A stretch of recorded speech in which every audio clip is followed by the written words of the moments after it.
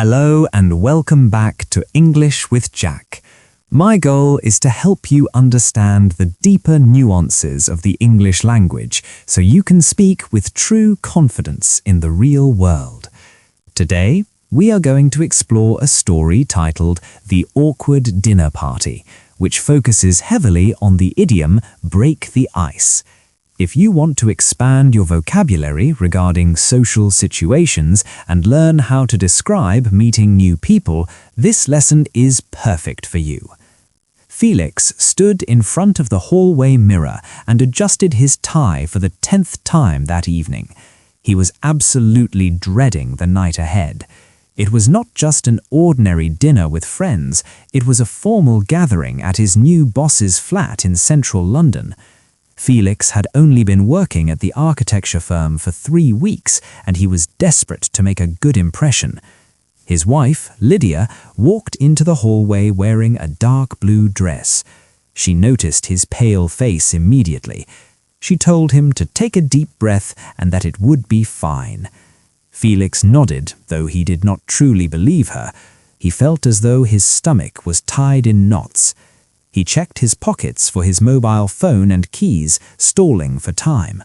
Eventually, they stepped out into the cool autumn air and walked toward the taxi waiting by the pavement. The journey to Kensington was slow due to the heavy traffic typical of a Friday evening.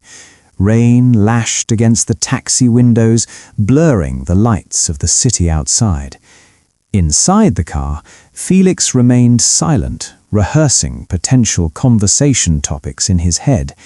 He worried about saying the wrong thing, or even worse, having nothing to say at all. Lydia squeezed his hand to reassure him. She whispered that he was overthinking it. When the taxi finally pulled up to a grand Victorian building, Felix felt a fresh wave of panic. They paid the driver and hurried across the wet pavement to the entrance. They took the lift up to the 3rd floor. The mechanical hum of the lift seemed incredibly loud in the silence.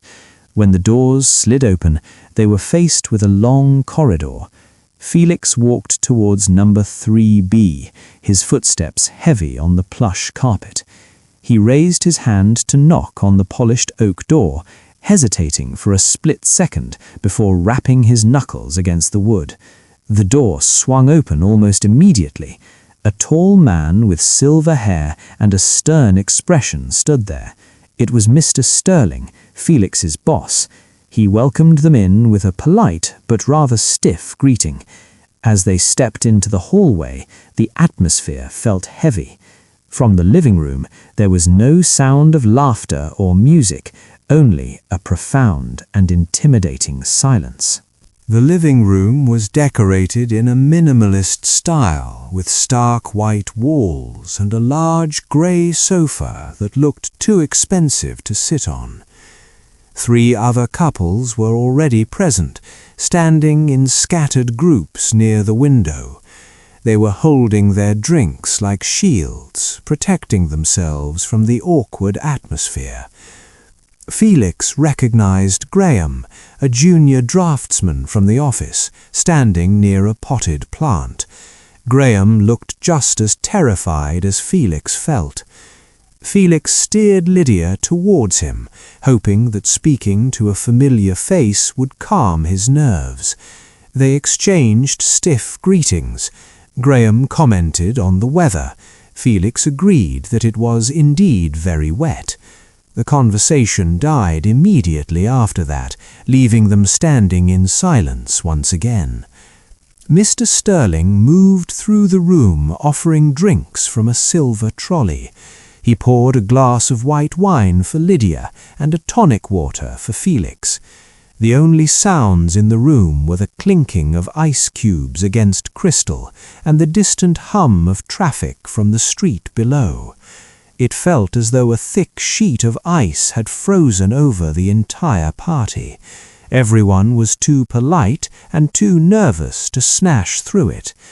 They needed a catalyst, something to shift the mood from a formal inspection to a friendly gathering. Felix looked around the room, desperately searching for a topic of conversation that wasn't about work or the rain.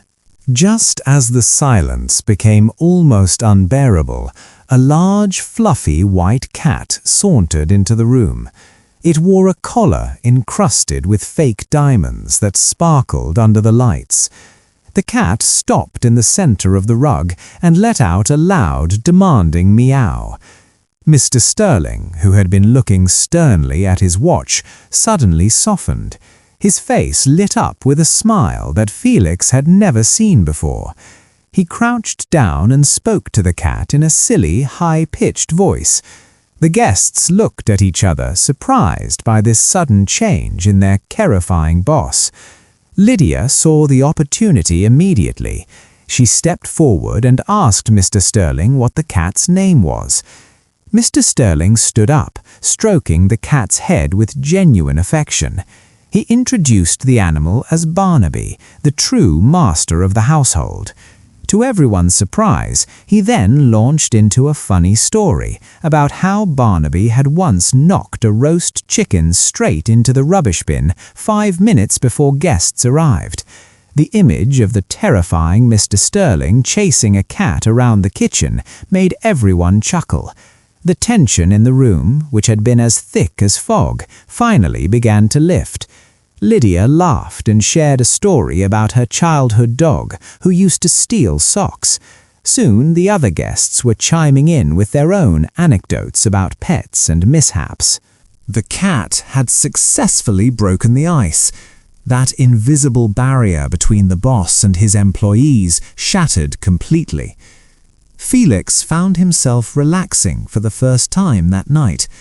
He realized that Mr. Sterling was not necessarily cold or angry.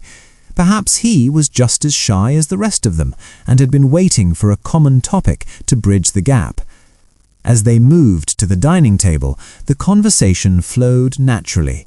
They discussed architecture, travel, and football, with no awkward pauses to be found. Felix even managed to make a joke about the lift, which made Mr. Sterling laugh heartily. By the time dessert was served, the group was getting on like a house on fire. The fear Felix had felt in the taxi seemed foolish now. As the evening wound down and guests began to retrieve their coats, Felix shook Mr. Sterling's hand warmly. The boss told Felix he was glad he had joined the firm. Walking back out onto the pavement, the rain had stopped.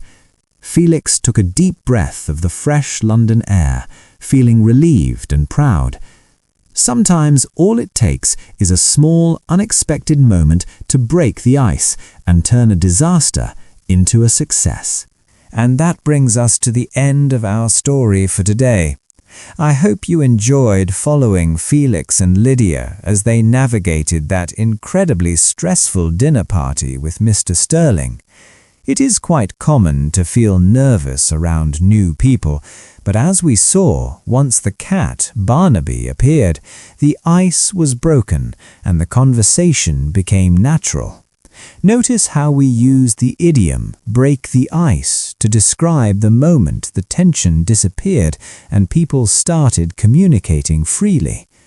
If you found this lesson helpful, please remember to click the like button and subscribe to the channel for more stories. I'll see you in the next lesson.